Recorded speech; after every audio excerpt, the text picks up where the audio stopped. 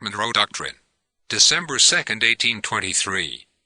The Monroe Doctrine was expressed during President Monroe's 7th annual message to Congress, December 2, 1823. At the proposal of the Russian imperial government, made through the minister of the emperor residing here, a full power and instructions have been transmitted to the minister of the United States at St. Petersburg to arrange by amicable negotiation the respective rights and interests of the two nations on the northwest coast of this continent. A similar proposal has been made by His Imperial Majesty to the government of Great Britain, which has likewise been acceded to.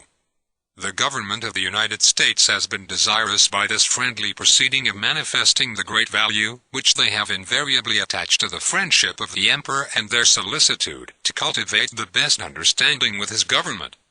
In the discussions to which this interest has given rise, and in the arrangements by which they may terminate, the occasion has been judged proper for asserting, as a principle in which the rights and interests of the United States are involved, that the American continents, by the free and independent condition which they have assumed and maintain, are henceforth not to be considered as subjects for future colonization by any European powers. It was stated at the commencement of the last session that a great effort was then making in Spain and Portugal to improve the condition of the people of those countries, and that it appeared to be conducted with extraordinary moderation. It need scarcely be remarked that the results have been so far very different from what was then anticipated. Of events in that quarter of the globe, with which we have so much intercourse, and from which we derive our origin, we have always been anxious and interested spectators. The citizens of the United States cherished sentiments the most friendly in favor of the liberty and happiness of their fellow men on that side of the Atlantic. In the wars of the European powers in matters relating to themselves we have never taken any part, nor does it comport with our policy to do so.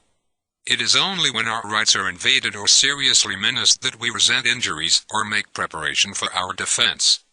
With the movements in this hemisphere we are of necessity more immediately connected, and by causes which must be obvious to all enlightened and impartial observers. The political system of the Allied powers is essentially different in this respect from that of America. This difference proceeds from that which exists in their respective governments, and to the defense of our own, which has been achieved by the loss of so much blood and treasure, and matured by the wisdom of their most enlightened citizens, and under which we have enjoyed unexampled felicity, this whole nation is devoted. We owe it, therefore, to candor and to the amicable relations existing between the United States and those powers to declare that we should consider any attempt on their part to extend their system to any portion of this hemisphere as dangerous to our peace and safety. With the existing colonies or dependencies of any European power we have not interfered and shall not interfere.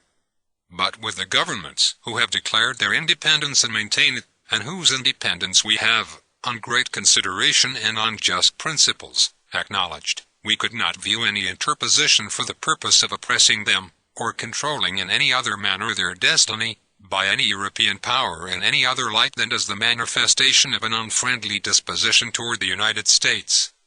In the war between those new governments and Spain we declared our neutrality at the time of their recognition, and to this we have adhered, and shall continue to adhere, provided no change shall occur which, in the judgment of the competent authorities of this government, shall make a corresponding change on the part of the United States indispensable to their security.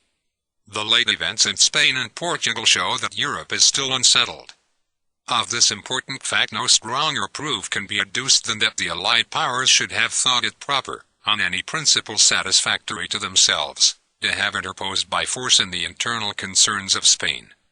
To what extent such interposition may be carried, on the same principle, is a question in which all independent powers whose governments differ from theirs are interested, even those most remote, and surely none of them more so than the United States.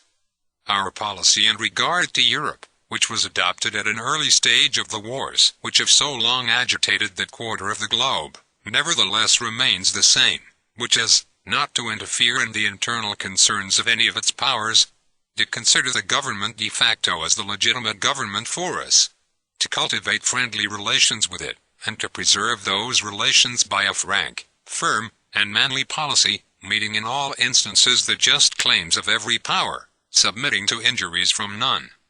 But in regard to those continents circumstances are eminently and conspicuously different. It is impossible that the Allied powers should extend their political system to any portion of either continent without endangering our peace and happiness, nor can anyone believe that our southern brethren, if left to themselves, would adopt it of their own accord. It is equally impossible, therefore, that we should behold such interposition in any form with indifference.